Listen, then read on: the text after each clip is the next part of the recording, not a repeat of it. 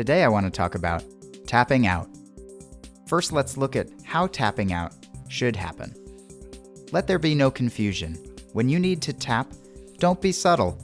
Tap firmly multiple times on your opponent, not on the floor. It's a good idea to have the T of the word tap on your tongue when things get close, in case your hand would be trapped or too slow. Don't wait until the last possible moment to tap out when repping and drilling. If not always, it will protect your body and increase your longevity. If someone taps on you while you execute a submission, we know to stop immediately. But if someone taps on you at an unexpected time, the best practice is this: disengage from them completely. That means remove all your weight and any contact as quickly as is safe. Try not to roll off the person or in any way add or shift weight or pressure on them. Something getting bent could be broken. Next, I want to talk about why did the tap happen? If your opponent used jiu-jitsu and won, that's good, because more than either partner, we're rooting for jiu-jitsu to win. And the lesson here is easy to learn from the person who was just successful. So be grateful to your partner and even ask them how they made it work.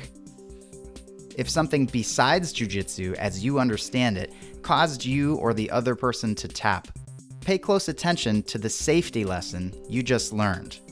Was someone going too fast? Was weight applied too much or too suddenly? Was breathing the issue or an existing injury? Really pay attention here to protect yourself, your partner, and others in the future. And let your coach know if you think you've discovered a safety hazard around a particular technique. Maybe your lesson today is a training partner to avoid going forward, and that's okay. When that person has no partners left to work with, they'll have to train safer or leave.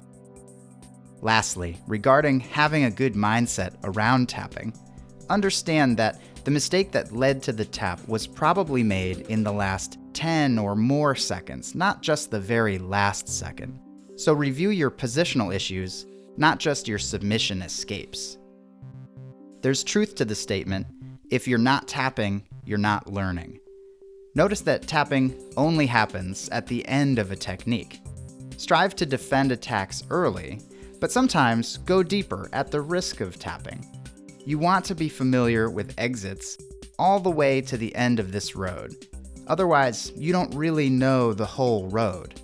Tapping happens when you're doing the good work of exploring all the way to the end of the road with a partner you can trust. Lastly, remember, every black belt has tapped thousands of times to get where they are, and they will continue to. It's just what learning looks like for us. Challenge yourself to be tapping and loving it.